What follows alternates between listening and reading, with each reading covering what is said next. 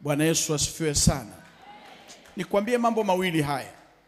Jambo la kwanza, Yesu ni mfalme wa amani. Tuseme wote neno hilo. Amani sio kitu cha kuchezea. Weidha ni kwenye familia au kwenye eneo la ofisi yako au biashara au ndoa. Usichezee amani. Unaweza kuomba kuongezewa imani, lakini huwezi kuomba kuongezewa amani. Ni muhimu zaidi kukategorize mistari hiyo. Watu wengi hawajui, wanapoona mimi nasisitiza amani kwenye taifa kama kiongozi wa kiroho, wanahisi kwamba labda ni watu tumelipwa. Hapana.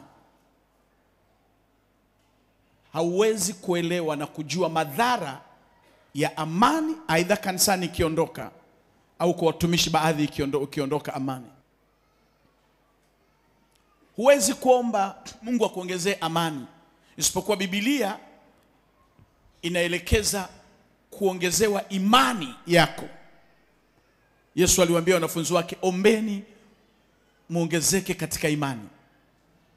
Lakini amani, Biblia imeelekeza kutafuta kwa bidii amani. Tafuteni kwa bidii kuwa na amani na watu wote. Yaani swala la mtu amekwazika, ni kazi yako wewe kuwa na bidii ili kuondoa ile makwazo. Usizidishe mpasuko, usizidishe kuzidisha mambo sana. The way unavyokosa amani wewe na ukaendelea kutunza mambo katika moyo wako, unatunza uharibifu utakao kuletea madhara baadaye. Kwa hiyo faida ya taifa kuwa na amani, hata kwa wanasiasa, kuwa na amani ya ukweli, kutokumkandamiza mtu, kumnyanyasa mtu, si kwa ajili ya kiongozi tu, lakini ni kwa ajili ya taifa. Kutokukubali kumpotezea mtu kazi yake kwa sababu zisizo za msingi, kutokumharibia mtu mfumo wa maisha, kutokuharibu watoto wa mwenzako, kutokuharibu kipawa cha mwenzako, kutokudhalilisha kanisa lako. Unaona, mimi nakwenda huko napokelewa kwa heshima. Sijawahi kufanya ugomvi na kiongozi wa dini kokote nilikopita. Kwa nini? Ukifanya vita na kiongozi wa kiroho, kiongozi wako aliyekwisha kukulea au kukubatiza, kumgeuza kwamba unampenda itakuchukua gharama kubwa, kwa sababu hutaweza. Leo utaongea hivi, kesho lazima utabadilika tu kwamba mimi nimeamua kunyenyekea yaishe, lakini siwezi kumpenda yule mzee. Hicho kitu kinawasumbua sana watu wengi. Lakini ukimalizana na kiongozi wako vizuri na usimguse kokote, ukaondoka vizuri, yani ulinzi wa kiungu utakuzunguka wewe, si wewe tu, na uzao wako.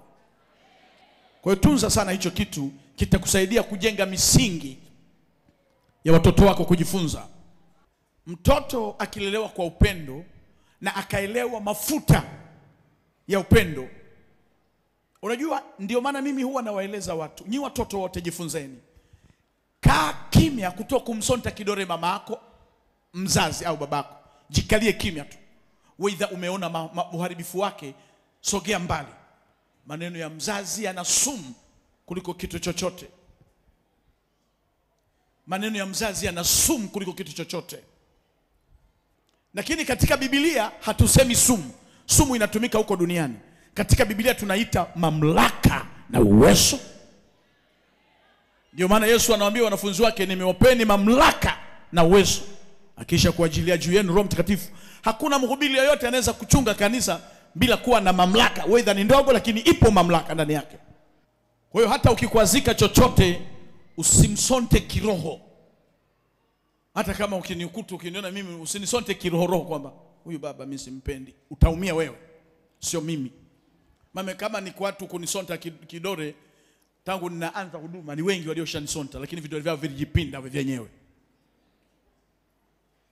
Ndio maana unaona mtu akikugusa, nikikwambia kama kuna mtu akikugusa, niache hiyo shughuli, nitambinya tu.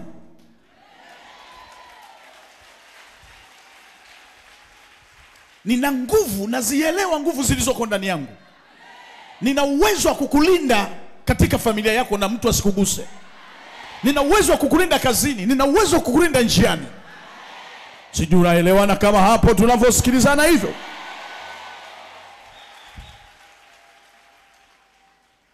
Sio kwamba huwezi kukutana na mitihani, unakutana nayo, lakini kushinda mitihani ni 90%. Haleluya. Yaani kuna kitu kabisa unakiona kimekujia kizito. Ni kizito, kina uzito wake, kimekujia. Kiache, kitapotea chenyewe. Baba, kuna jambo nimekutana nalo limeniumiza moyo, litapotea. Be strong. Uwe hodari na moyo wa ushujaa. Baba, kuna kitu hiki kimeniumiza. Ondoa maumivu. Mungu akamwambia Joshua, uwe na moyo wa ushujaa. Maana ni wewe peke yako utakayewarithisha. Wewe peke yako Joshua, una urithi katika kinywa chako cha kufanya watoto wako warithi baraka zako, waweze kutawala mahala ambapo hapatawaliki. Hiyo neema hiyo juu yako kwa jina la Yesu aliye hai.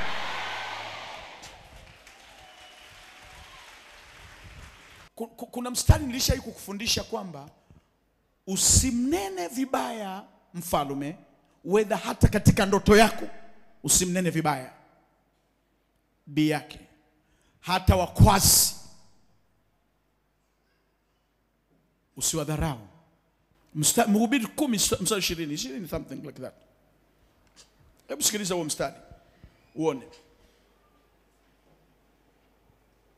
Sasa wengi huwa hawajui, wanapotea, wanaumia kwa sababu hii mistari imeelewe. Yani Paulo kuwaeleza watu tiini wenye mamlaka, hakuwa mwenda wazimu, anafahamu uwezo na nguvu ya mamlaka. Mhubiri sura ya 10 mstari wa 20. Usimlaani mfalme. Usimlaani mfalme. La. Hata katika wazo lako. Hata kone wazo tu. Yani moyoni unavyowaza. Wala usiwalaani wakwasi chumbani. Usimlaani mfalme hata katika wazo lako. Ni kweli amekosea, lakini unaona ni mfalme. Hata katika wazo lako, lile wazo litakufanya uwe na amani. Wala usiwalaani wakwasi chumbani mwako. Hata chumbani mwako. Ukiona mtu amekaa kanisani, amepewa heshima, ukaambiwa huyo ni mkwasi, achana naye. Mkwasi ni watu wanaojenga kanisa, wanaochangia. Anaweza kusimama akasema hii hapa $5,000, hii hapa 10, hii hapa 50. Hao ni wakwasi. Unaona ni mkwasi, unamuingizia mambo ili umvunje moyo. Biblia inasema kwa kuelekeza, hata katika taifa mkwasi hatakiwi kuchokonolewa. Yaani mtu yote anayewekeza kuajili watu karibu 5,000 katika nchi, usimlani na usimseme vibaya mkwasi.